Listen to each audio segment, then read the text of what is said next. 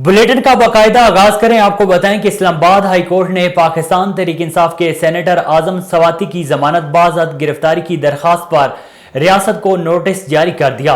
Islamabad high court में senator आजम सवाती की जमानत बाज़ात गिरफ्तारी की दरखास्त पर समाअत हुई। चीफ जस्टिस आमिर फारूक ने रहनुमा तहरीक इंसाफ की दरखास्त पर समाअत की। आजम सवाती की जानिब से बाबर अवान अदालत में पेश हुए। सेनेटर आजम सवाती ने बाबर अवान के जरिए दायर दरखास्त में मौक़िफ़ इख्तियार किया कि मुबैना ट्वीट्स पोस्ट नहीं किए। आजम सवाती का किसी इदारे को बदनाम करने का भी कोई इरादा नहीं था। तफ्तीश के बाद भी प्रोसिक्यूशन के पास आजम सवाती के खिलाफ सबूत नहीं। आगे बढ़े, आपको बताएं कि कौमी इदारा सेहत इस्लामाबाद ने कोरोना की नई किस्म से मुतल्लिक ज़ेरे गर्दिश खबरों की तरदीद कर दी। NIH के मुताबिक कोरोना की नई किस्म से मुतल्लिक गैर मुसद्दक़ा खबरें गर्दिश में हैं।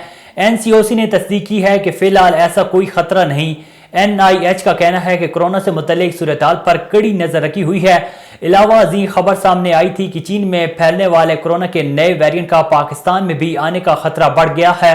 National command and operation centre के हुकाम का कहना था कि चीन में लॉकडाउन खुलने और फ्री ट्रैवलिंग से पाकिस्तान में कोरोना का नया वेरिएंट आने का खतरा है, लेकिन पाकिस्तान कोरोना के किसी भी नए वेरिएंट को कंट्रोल करने के लिए मुकम्मल तैयार है।